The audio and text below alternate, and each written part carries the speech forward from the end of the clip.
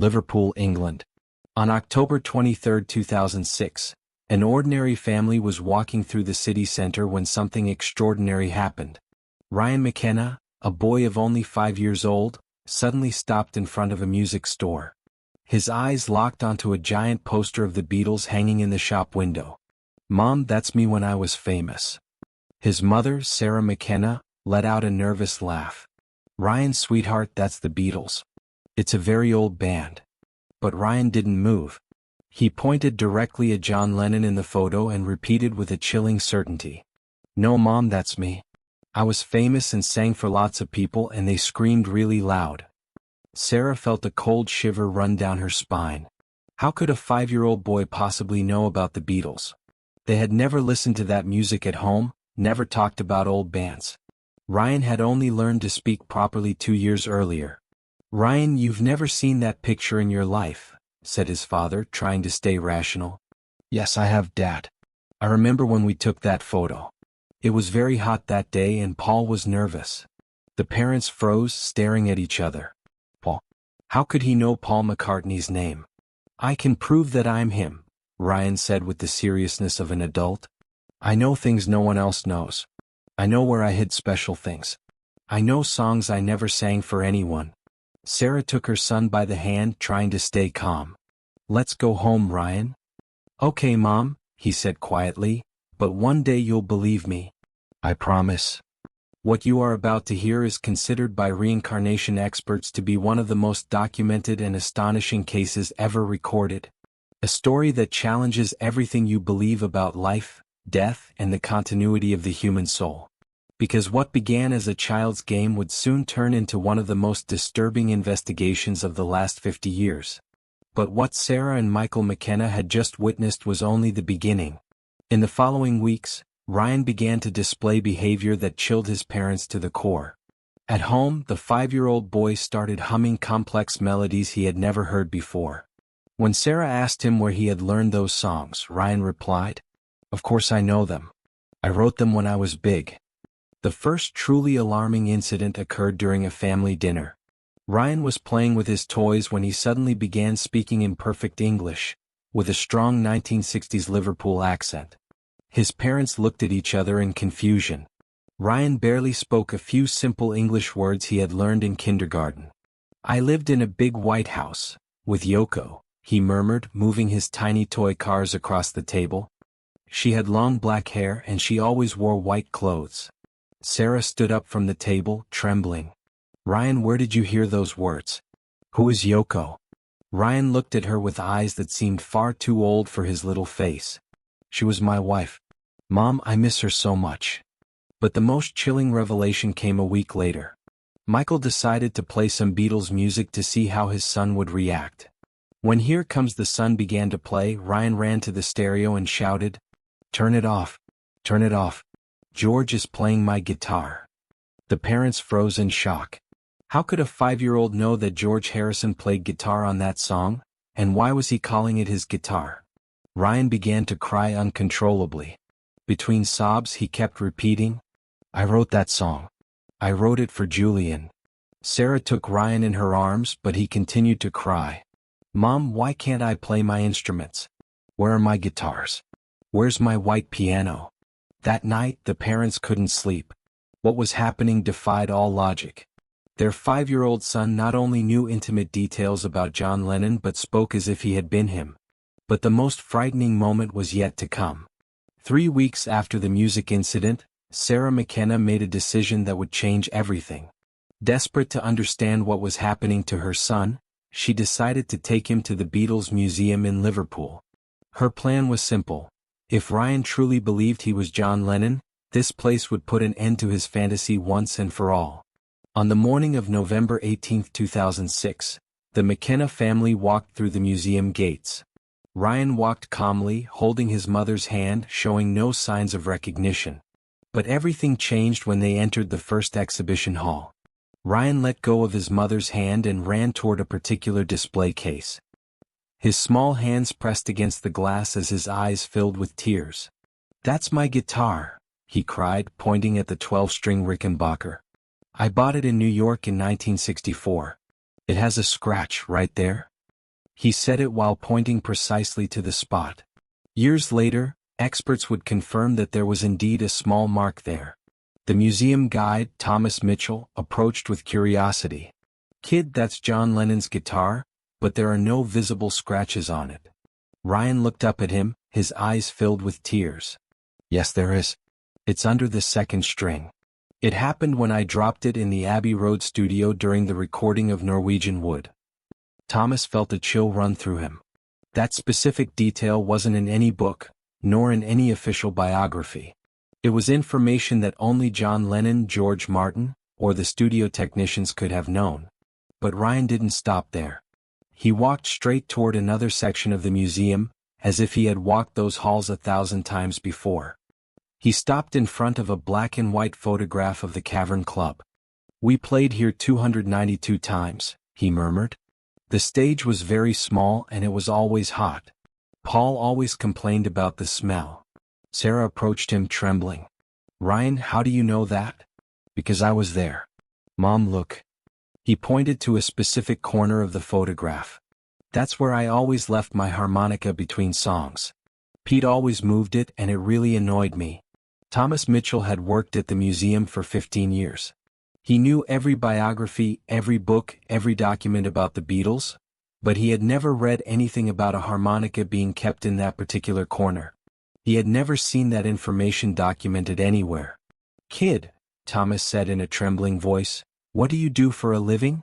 Can you tell me anything else about the Cavern Club?" Ryan looked at him with the seriousness of an adult and replied, "The toilet was always broken and you had to climb a very steep staircase to get out. Brian Epstein discovered us on November 9, 1961, but he had already seen us before. He just pretended it was the first time." Ryan's parents and Thomas stared at each other in absolute silence. The boy had just revealed information that even the most devoted biographers had never known with such precision. But the most astonishing revelation was yet to come. What happened 2 days after the museum incident left the McKenna family completely shaken. Ryan began waking up every night at 3 a.m., always at the same time. His parents would find him sitting on his bed, singing melodies they had never heard before. These were unknown Beatles songs, completely new compositions, yet with a style unmistakably similar to John Lennon's. Sarah decided to record one of these nightly sessions. What the recorder captured that night would change everything forever. Ryan sang a song called Lucy's Dream, with a hypnotic melody and deeply melancholic lyrics about a girl lost in a crystal garden. His voice, though that of a child, carried the cadence and phrasing that sounded exactly like John Lennon's early compositions. "Lucy walks through the crystal garden, looking for her way home. The flowers tell her story." Michael McKenna listened to the recording a dozen times. The composition was intricate, filled with complex chord progressions, something his 5-year-old son could never have known. But there was something even more unsettling. The way Ryan pronounced certain words, the subtle vibrato in his voice, the small breaths between verses, all identical to Lennon's vocal style. Desperate for answers, Michael contacted Dr. James Harrison, a musicologist specializing in the Beatles at the University of Liverpool. He sent the recording without revealing who the singer was. Dr. Harrison's reply arrived 48 hours later, and left them both stunned. "Dear Mr. McKenna, the composition you sent me is extraordinary. The harmonic progressions match John Lennon's writing style between 1962 and 1963. Even more astonishingly, I found references to this song in my archives. There is an entry in Paul McCartney's personal diary dated August 23, 1963, where he mentions that John was working on a song about Lucy in Crystal Gardens, but abandoned it, believing it was too personal." The parents stared at each other in absolute silence. Their 5-year-old son had composed a song that John Lennon had written 43 years earlier, a song that had never been officially recorded. But that was only the beginning. Over the following nights, Ryan sang 4 more songs. Strawberry Mine, Julia's Lullaby, Pennying Back, and Tomorrow's Yesterday. Each carried the same level of musical sophistication, and the same impossible connection to Lennon's unreleased work. Dr. Harrison confirmed that he had found fragmented references to all these compositions in private letters and journals of the Beatles, materials that had been classified for decades and accessible only to a handful of researchers. Mr. McKenna, Dr. Harrison wrote in his final email, I urgently need to know the source of these recordings. What you've sent me could rewrite the musical history of the Beatles. That night, Sarah held Ryan in her arms, feeling her world collapse. Her son didn't just believe he was John Lennon. Somehow, in a way that defied all reason, he seemed to have access to the most intimate thoughts and creations of the long-dead musician. And the most terrifying thing was what Ryan whispered in her ear. Mom, I still remember more songs, he whispered, but they're very sad. They're about how I'm going to die. Ryan's behavior took an even more disturbing turn when he became obsessed with a woman he had never met, Yoko Ono. It began on December 2, 2006, when Ryan woke up at 3 a.m. crying uncontrollably. Between sobs he kept repeating over and over, "Where's Yoko? Why doesn't she come for me? She promised we'd always be together." Sarah tried to comfort him, but Ryan was inconsolable. "She has very long black hair," he said, "and she always wears white dresses. She lives in our big house with lots of windows. Why isn't she here with me?" The parents looked at each other in alarm. Ryan had never seen a photo of Yoko Ono. They had no Beatles records, no books, no documentaries in the house. How could he describe John Lennon's widow with such precision? But the most chilling moment came later that same day. Ryan sat on the floor of his room with colored pencils and paper and began to draw. In 45 minutes, he produced a detailed picture of an apartment his parents didn't recognize. He drew a huge living room with floor-to-ceiling windows, a white piano in the center, hanging plants everywhere, and a round bed with white sheets. "This is my home with Yoko," Ryan explained, pointing to each detail.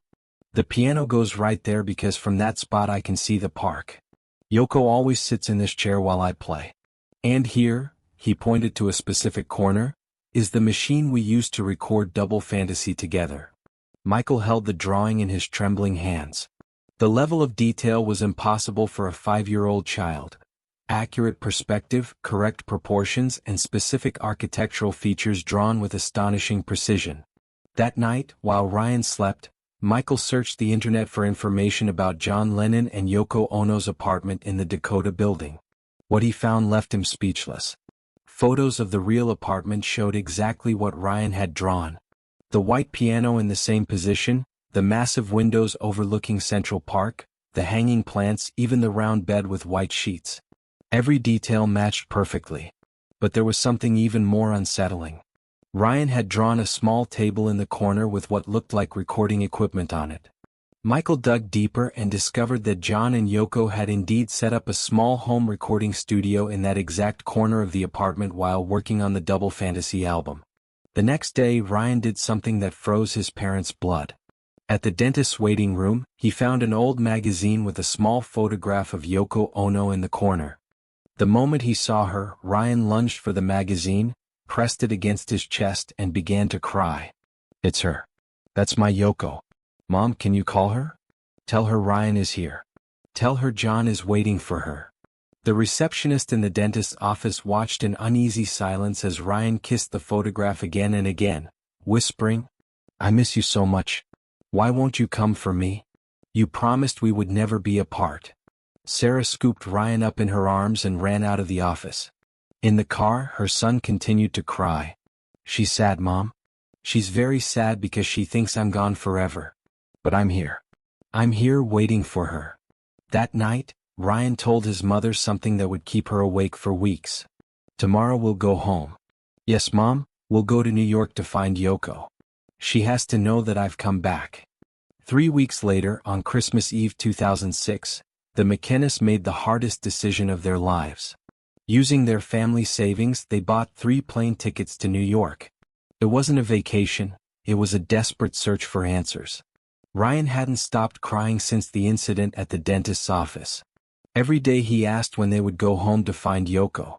Exhausted mentally and emotionally, his parents decided that taking him to the Dakota building might finally put an end to this nightmare. The flight from Liverpool to New York lasted 8 hours. Ryan remained silent the entire way, his gaze lost in the airplane window. From time to time he murmured, "We're almost home. Yoko will be so happy to see me." But upon landing at JFK Airport, something happened that left his parents completely stunned. Ryan, who had never been to New York, who had never seen a map of the city, began giving the taxi driver precise directions. "Go along Franklin D. Roosevelt Drive to 79th Street, then turn left toward Central Park. Our house is at 1 West 70th Street, Ryan said calmly. 2nd Street. The taxi driver, an elderly man named Giuseppe, turned around in surprise. "Hey kid, how do you know Manhattan? Do you live here?" "Yes," Ryan answered naturally. "I live in the tall corner building. It has a big entrance with arches, and there are always lots of people taking pictures outside." Giuseppe glanced at the parents through the rearview mirror. "Your son just perfectly described the Dakota building. You folks Beatles tourists?" Sarah could barely whisper a reply. During the 45-minute ride, Ryan continued describing details of the city. "There are the strawberry fields," he said, pointing as they passed Central Park. "I used to walk there with Yoko. She liked the mornings best because there were fewer people." When the taxi stopped in front of the Dakota building, Ryan jumped from his seat and ran toward the main entrance.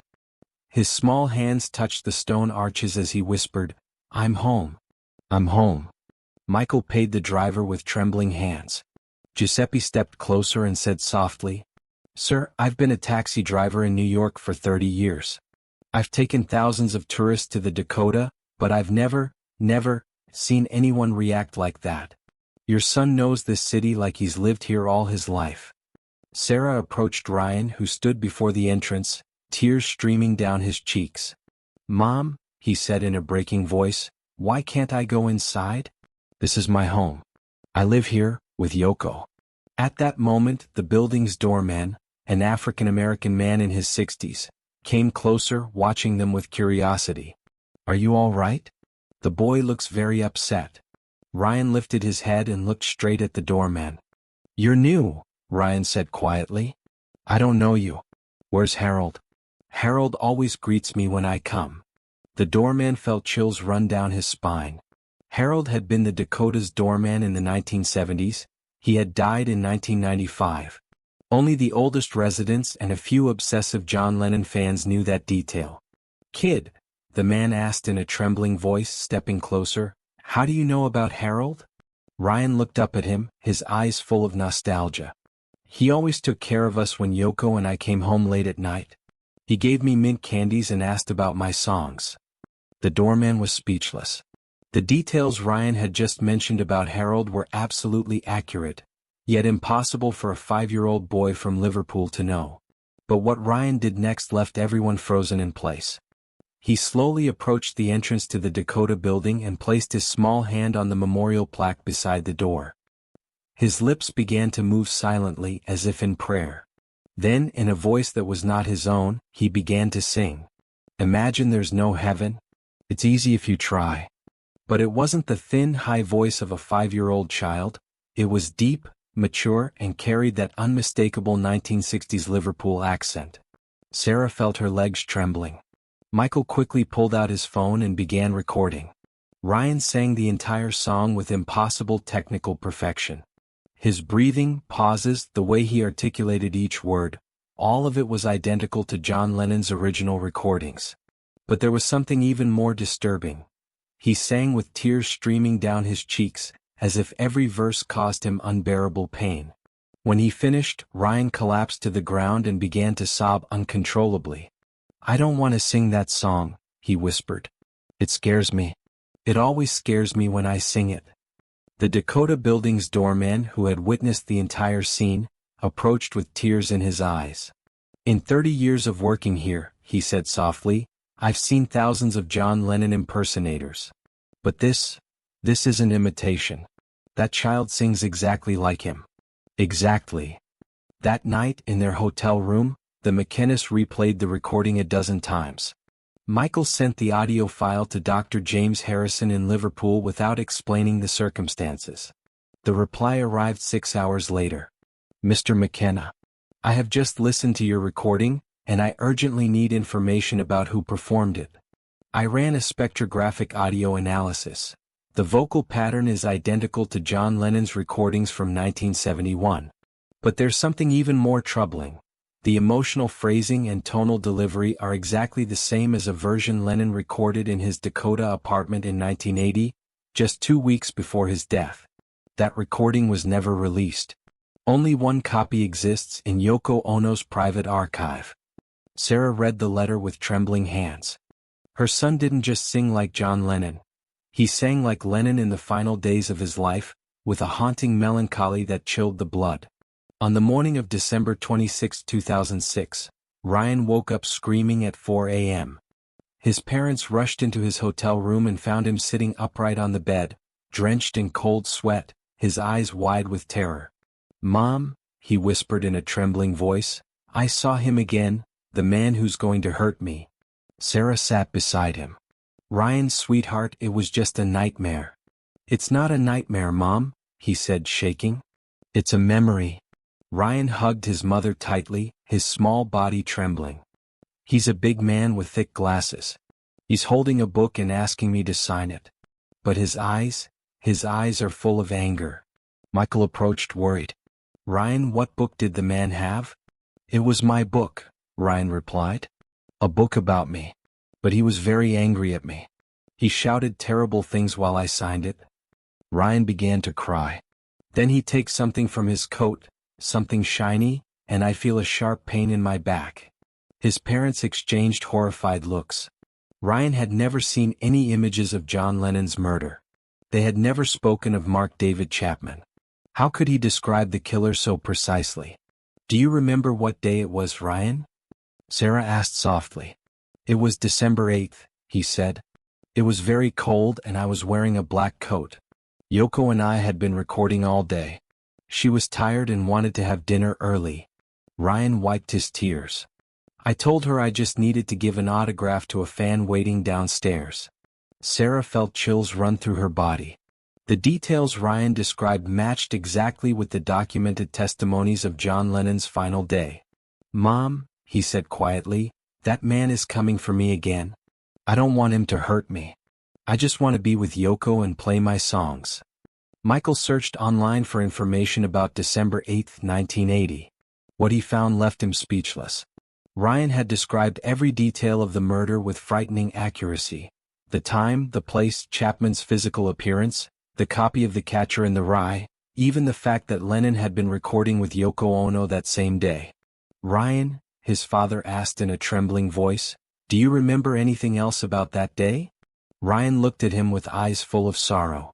"I remember that before going downstairs to give the autograph, I kissed Yoko and told her I loved her. I had a feeling something bad was going to happen, but I thought it was just my imagination." He paused, then whispered, "It's a pity I didn't listen to that voice that told me not to go down." 3 days later, the impossible happened. Through Dr. Harrison's contacts in Liverpool, the McKennas managed to arrange a meeting with Yoko Ono in her apartment at the Dakota building.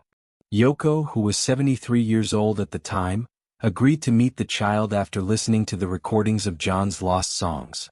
On December 29, 2006, at 3 p.m., the McKennas entered the apartment that Ryan had drawn with chilling accuracy months earlier. Ryan walked calmly as if he had walked those halls 1,000 times before. When he saw Yoko waiting for him in the main room, he froze. His eyes filled with tears and in a trembling voice he whispered, "Yoko, my love. I've missed you so much." Yoko, who until that moment had kept a skeptical expression, felt her legs weaken. The way Ryan looked at her, the tone of his voice, the tenderness in his eyes, it was all exactly the same as how John had looked at her in the last days of his life. Ryan slowly approached and took Yoko's hands in his own. "Why are you so sad? I can see it in your eyes. You've cried a lot since I left." Tears rolled down Yoko's cheeks. For 26 years, no one had spoken to her like that. No one had seen that deep sorrow she carried within her so clearly. "Do you still have my white piano?" Ryan asked, glancing directly at the spot where it had once stood. "Can I play you the song I never got to finish for you?" Ryan walked over to the piano and began to play a melody Yoko had never heard before, yet it sounded unmistakably like one of John's compositions. His small fingers moved across the keys with a technique no 5-year-old could possibly possess. As he played, he sang, "Yoko, my eternal dream. Even death can't divide what we were." Yoko collapsed into her favorite chair, sobbing, the very same chair she used to sit in while John composed. Ryan couldn't have known that. No one had ever told him. When he finished playing, Ryan walked over to Yoko and whispered something in her ear that left her completely shaken.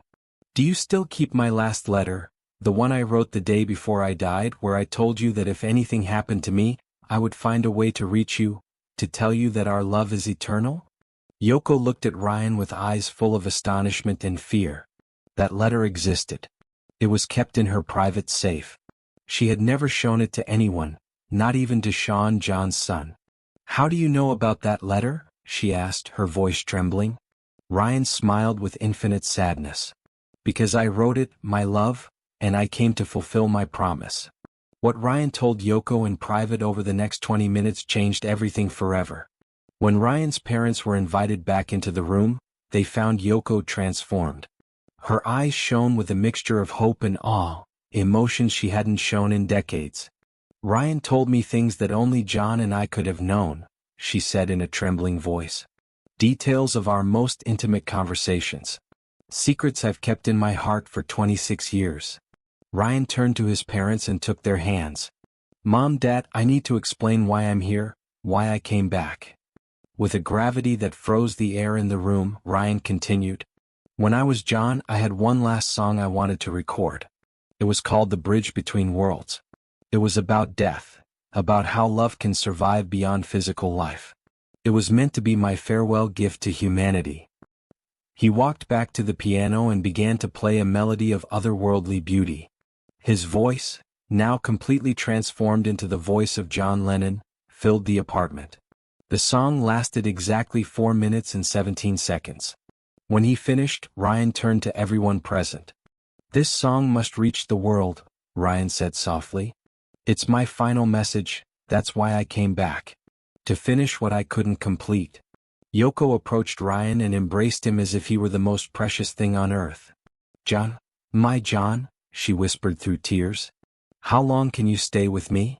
Ryan looked at her with eyes full of love and sorrow. "Not long, my love. I can feel this experience coming to an end. But before I go, I need you to promise me something. This song must be recorded and shared with the world. It's my final legacy, my proof that true love never dies." 3 months later, Ryan McKenna stopped remembering that he had ever been John Lennon. The memories gradually faded until he became once again just a 5-year-old boy from Liverpool. But The Bridge Between Worlds was professionally recorded, and it became one of the most extraordinary musical phenomena in modern history. Yoko Ono publicly declared, "I lived with John for years. I knew his soul more deeply than anyone in the world, and I can say with absolute certainty that Ryan McKenna, for a period that defies explanation, was the reincarnation of my husband." To this day, scientists, musicologists, and paranormal researchers have been unable to explain how a 5-year-old child could possess the memories, knowledge, and abilities of John Lennon. What they do know for certain is that they witnessed the most thoroughly documented and verified case of reincarnation in modern history. And Ryan McKenna, now an ordinary teenager, sometimes still wakes up humming melodies he doesn't remember learning, filled with an unexplainable longing for a woman named Yoko and for an apartment in New York that he still calls home.